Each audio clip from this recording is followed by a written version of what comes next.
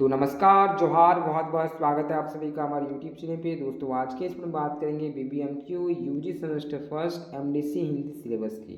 तो MDC Hindi syllabus को लेकर बहुत सारे बच्चे थोड़ा कंफ्यूज हैं, तो वो मैं आपको क्लियर करने वाला हूँ कि आपका सिलेबस क्या रहने वाला है। दोस्तों जैसे कि आप यहाँ पे देख पा रहे होंगे, विनोद बिहारी महतो कोलंचन विश्वविद्यालय धनबाद और एमडीसी हिंदी यहाँ पे लिखा हुआ है। दोस्तों रही बात अभी सेमेस्टर 1 वाले लोग, अधिकतर मेरे बच्चे देख रहे हैं वीडियो को, तो बोलेंगे कि सेमेस्टर 1 2 3 ये तीनों लिखा हुआ है, तो पढ़ना किसको है। तो दोस्तों एमडीसी हिंदी पेपर आप तीनों के लिए रहेगा, एक ही सिलेबस रहने वाला है ना। चलिए, तो सेमेस्टर 1 के जितने भी छात्र छात्राएं हैं वो आप लोग थोड़ा ध्यान दीजिए कि आपको क्या पढ़ना है एमडीसी हिंदी में, क्योंकि एमडीसी बहुत सारे बच्चे हिंदी रखे हैं और उनके लिए विशेषकर ये रहेगा। और परीक्षा में बात करूँ कि कितने अंक की होगी, तो 75 नंबर का एग्जाम होने वाला है एमडीसी पेपर का। दोस्तों ठीक है, अब चलिए बात करते हैं एमडीसी हिंदी का सिलेबस क्या, आखिरकार हम सभी को इसमें क्या पढ़ना है। दोस्तों पूरा का पूरा जो आपका सिलेबस है वो 3 भागों में बांटा गया है, यानी कि 3 इकाइयों में आपको बांट दिया गया है। इकाई 1 में अगर बात करूँ दोस्तों, तो इकाई 1 में जो आपको पढ़ना है हिंदी साहित्यिक लेखन की परंपरा, यानी कि उसका जो काल ये पढ़ना है, और काल विभाजन और नामकरण, ये आपका इकाई 1 में पढ़ना है। दोस्तों तो इकाई 1 में आप लोग इसको पढ़ लीजिएगा, काल विभाजन के बारे में, जो यहाँ से प्रश्न रहते हैं और नामकरण से भी रहते हैं, तो इसको कर लीजिएगा इकाई 1 में। अब चलते हैं इकाई 2 में। दोस्तों इकाई 2 में जो आपको पढ़ना है वो पढ़ना है भाषा की परिभाषा, है ना। क्या भाषा की परिभाषा, भाषा क्या है और हिंदी भाषा का उद्भव और विकास, हिंदी भाषा का कैसा उद्भव हुआ और उसका विकास कैसा हुआ, इसको थोड़ा आप लोग पढ़ लीजिएगा। दोस्तों फिर इकाई 2 में ही आपको पढ़ना दोस्तों हिंदी की प्रमुख बोलियाँ, ठीक है, जो बोलियां हैं प्रमुख प्रमुख, उन बोलियों को कर लीजिएगा थोड़ा, है ना। फिर भाषा एवं बोली में अंतर, तो परीक्षा में प्रश्न यहाँ से तो ये रहेगा ही दोस्तों, भाषा और बोली में अंतर। तो आप लोग कर लीजिएगा इकाई 2 में भाषा और बोली में अंतर। तो इकाई 2 में क्या है दोस्तों, एक बार पुनः देखने का प्रयास कीजिए।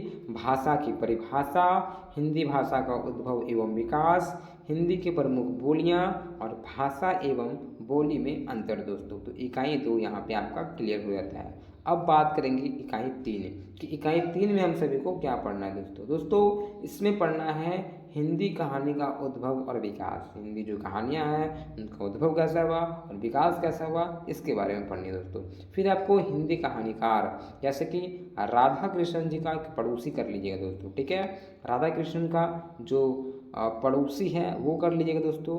और प्रेमचंद्र जी का जो पूस की रात है इसको कर लीजिएगा, है ना। ये कहानी है, आप लोग जानिएगा कि जो पूस की रात है उसको कर लीजिएगा।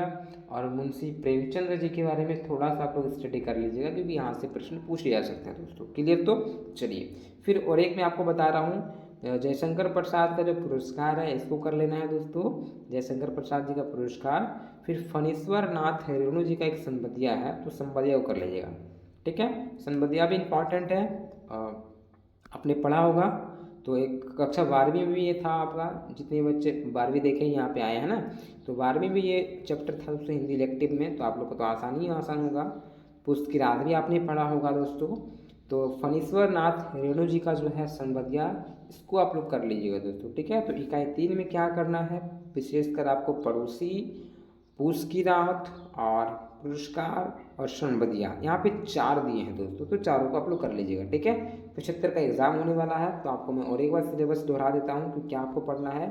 इकाई 1 में आपको देख सकते हैं जो पढ़ना है हिंदी साहित्य के लेखन की परंपरा और काल विभाजन नामकरण है दोस्तों। फिर दूसरा इकाई जो है इसमें भाषा की परिभाषा, हिंदी भाषा का उद्भव एवं विकास, हिंदी के प्रमुख बोलियाँ, भाषा एवं बोली में अंतर, ये एक आपका हो गया इकाई 2। अब बात करेंगे इकाई 3। दोस्तों इकाई 3 में जो आपको पढ़ना है कुछ कहानियाँ, कहानी का विकास कैसा हुआ, ठीक है, वो आपको पढ़नी है। दोस्तों कहानियों में जैसे कि मैं बात कर सकता हूँ राधा कृष्ण जी का पड़ोसी, प्रेमचंद्र जी का पूस की रात और जयशंकर प्रसाद जी का, ठीक है, पुरस्कार, फणीश्वर नाथ रेणु जी का संबंधिया आपको करना है। दोस्तों ये छोटा सा आपका सिलेबस रहा, भले ही छोटा सा दिख रहा, लेकिन तैयारी करने में तो हम लोग को समय लगेगा, है ना। और ऐसे करके आपको 5-6 विषय हैं, तो सभी की तैयारी करनी है दोस्तों, ठीक है। तो ये आपका एमडीसी हिंदी का सिलेबस रहा दोस्तों। तो कंफ्यूज तो नहीं है ना, क्योंकि बच्चे पूछ रहे थे कि यहाँ पे 1 2 3 तीनों लिखा हुआ है, तो क्या करें, इसको करना है कि नहीं करना है। तो आपका जो एमडीसी का सिलेबस रहेगा दोस्तों यही है दोस्तों। 23-27 के जितने बच्चे हैं, या तो फिर इसके अलावा थर्ड के भी जो देखेंगे कोई दिक्कत नहीं, एमडीसी आपका हिंदी है, आप बीबीएमक्यू से हैं तो आप निश्चित तौर पे ये इश्यू करना है ना, टेंशन मत लीजिए। तो इसी प्रकार से मुझसे जुड़े रहें दोस्तों, और साथ ही साथ आप मेरे जो टेलीग्राम चैनल है उसको ज्वाइन कर सकते हो, आप मुझे इंस्टा पे फॉलो कर सकते हो दोस्तों, मैं दोनों का लिंक डाल दूंगा अभी डिस्क्रिप्शन बॉक्स में। तो टेलीग्राम में ज्वाइन करने से क्या हो कि आपको नोटिस मिलती रहेगी, और इंस्टा पे कुछ पूछना हो पर्सनली तो आप मुझसे पूछ सकते हैं दोस्तों, ठीक है। तो इसी प्रकार से अपने मित्रों को शेयर करें, दूसरे में मिलते हैं। जय हिंद, जय भारत।